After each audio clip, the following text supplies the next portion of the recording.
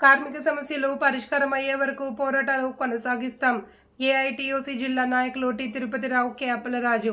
శ్రీకాకుళం జిల్లా, ఆంధ్రప్రదేశ్ రాష్ట్రం కేంద్ర కార్మిక సంఘాల్లో దేశవ్యాప్త పిలుపులో భాగంగా ఈరోజు స్థానిక ప్రభుత్వ సర్వజన ఆసుపత్రి వద్ద జరిగిన నిరసన కార్యక్రమంలో వారు మాట్లాడుతూ, కార్మిక వర్గాన్ని కట్టుబానిసలు చేసేందుకు 44 కార్మిక చట్టాలను 4 లేబర్ కోడ్స్గా అమల్లోకి తీసుకువచ్చిన కేంద్ర ప్రభుత్వంపై ఆవేదన వ్యక్తం చేశారు. గత 10 సంవత్సరాలుగా కార్మిక వ్యతిరేక విధానాలను నిరసిస్తూ అనేక పోరాటాలు, ఉద్యమాలు చేశామని గుర్తు చేశారు.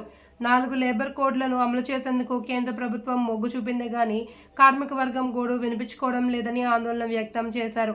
పరిస్థితులు ఇలాగే కొనసాగితే ఉద్యమాన్ని మరింత ఉధృతం చేస్తామని హెచ్చరించారు.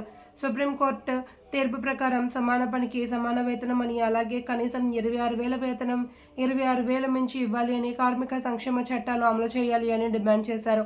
అన్ని శాఖల్లో గల కాంట్రాక్ట్ మరియు అవుట్సోర్సింగ్ కార్మికుల దీర్ఘకాలిక సమస్యలు అయిన ప్రమాద బీమా, రిటైర్మెంట్ బెనిఫిట్స్, పీఎఫ్, ఈఎస్ఐ తదితర సమస్యలు పరిష్కరించాలి అని డిమాండ్ చేశారు.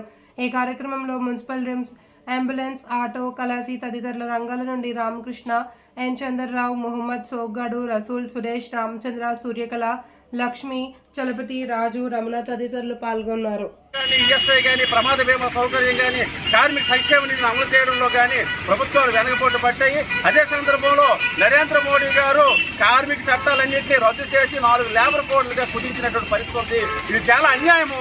కార్మికులు మరింత వెసులుబాటు ఇవ్వాలి, మరింత వెసులుబాటు చట్టాలు, సంక్షేమ పథకాలు ఇవ్వాలి తప్ప కానీ కుదించడం అనేది చాలా అన్యాయము.